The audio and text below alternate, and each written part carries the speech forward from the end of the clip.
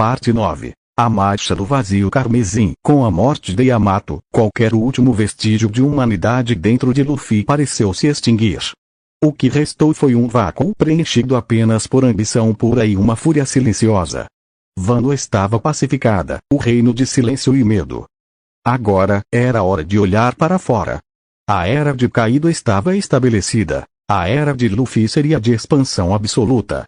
Seu primeiro alvo foi uma ilha próspera no Novo Mundo, conhecida como Ilha de Aetel, um centro de comércio independente que se recusava a pagar tributo a qualquer Yonkou.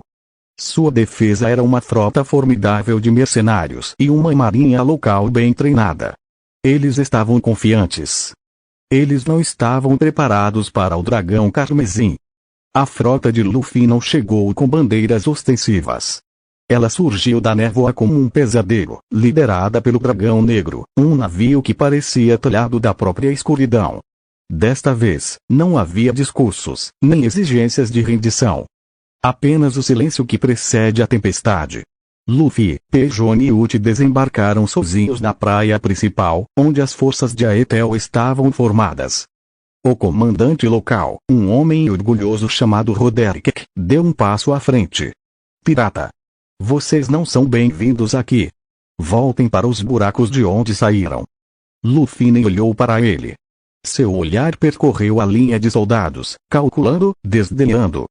Ele te ignorou. Gritou Uchi, rindo. Você é tão insignificante que o Luffy-sama nem te vê. Roderick, enfurecido, ordenou o ataque. Foi um massacre coreografado. Pejone, em sua forma de espinossauro, avançou como um trator de carne e osso, esmagando a linha de frente com pura massa. Uchi, o redemoinho de energia Uta, voou sobre as fileiras, derrubando soldados como pinos. E Luffy? Luffy caminhou.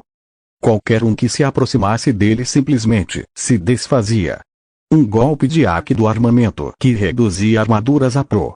Um olhar que liberava uma onda de haki do rei, tão concentrada que desmaiava dezenas de homens de uma vez. Ele não usava a forma de dragão. Não era necessário. Sua mera presença no campo de batalha era uma arma de destruição em massa. Roderick, em desespero, correu em direção a Luffy com um grito de guerra. Luffy finalmente o notou. Ele estendeu a mão, não para golpear, mas para agarrar. Sua mão fechou no rosto de Roderick. Você é o líder. A voz de Luffy era plana, sem emoção. Sim. E eu vou, crack. O som foi seco e final.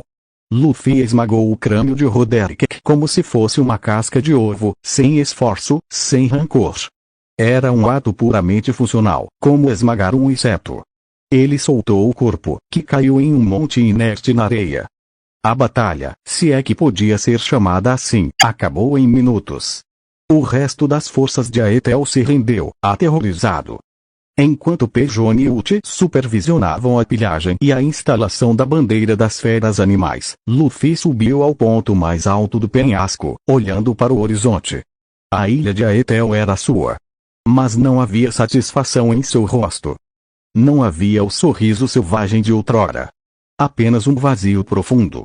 Cada conquista era um passo em direção a um trono que ele já sentia ser seu por direito. Cada ilha subjugada era mais um tijolo em um império que ele construía não por desejo, mas por inércia. Era o que ele foi criado para fazer. Era tudo o que ele conhecia.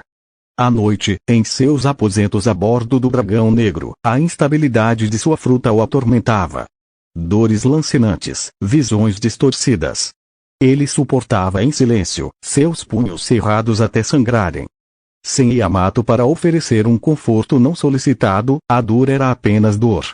Um lembrete físico do monstro que ele havia se tornado. Kaido recebia os relatórios de conquista com gargalhadas estrondosas. Seu filho era tudo o que ele sonhara. Implacável, eficiente, temido. Um verdadeiro sucessor. Mas para Luffy, o herdeiro das feras, a expansão de seu território não era uma vitória. Era um ritual. Uma marcha sem fim através de um mundo que ele já dominava, mas que nunca possuía de verdade. Ele havia conquistado mares, ilhas e até a alma de sua irmã, mas no processo, havia perdido qualquer coisa que pudesse se parecer com um motivo para continuar, exceto o próprio ato de conquistar. O dragão carmesim voava mais alto e queimava mais forte do que nunca, mas dentro do seu peito, havia apenas um eco frio e silencioso.